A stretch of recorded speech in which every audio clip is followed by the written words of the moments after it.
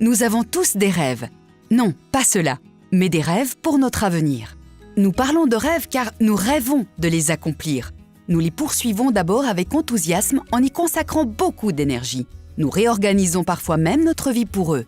Mais lorsque nos rêves ne deviennent pas réalité, ils peuvent tourner au cauchemar.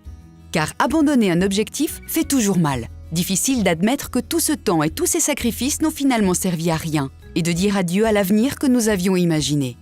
D'un autre côté, s'accrocher coûte que coûte à des objectifs inatteignables peut aussi être douloureux, avec une baisse de l'estime de soi, des symptômes de dépression et même des indigestions, des maux de tête ou de l'eczéma. La situation semble sans issue. Comment choisissons-nous entre ces deux chemins ?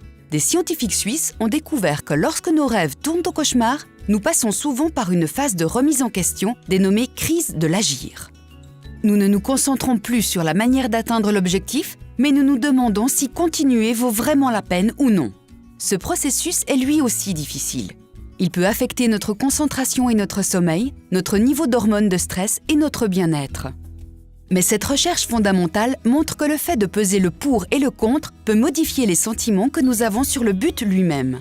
Nous devenons plus réalistes sur nos chances de le réaliser et questionnons à quel point nous voulons vraiment l'atteindre, ce qui peut nous aider à lâcher prise.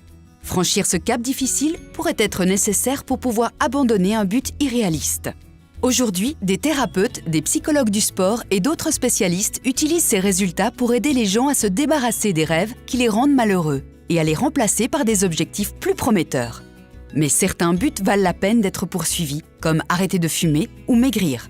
Les scientifiques étudient donc comment aider les gens à surmonter la crise de l'agir, à se recentrer sur l'objectif et à développer des stratégies pour rester sur la bonne voie.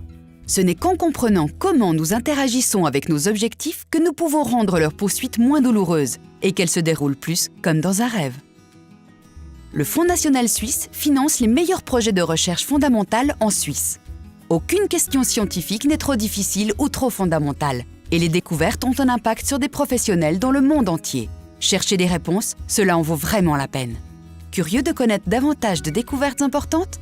Consultez les liens ci-dessous ou cliquez sur cette autre vidéo.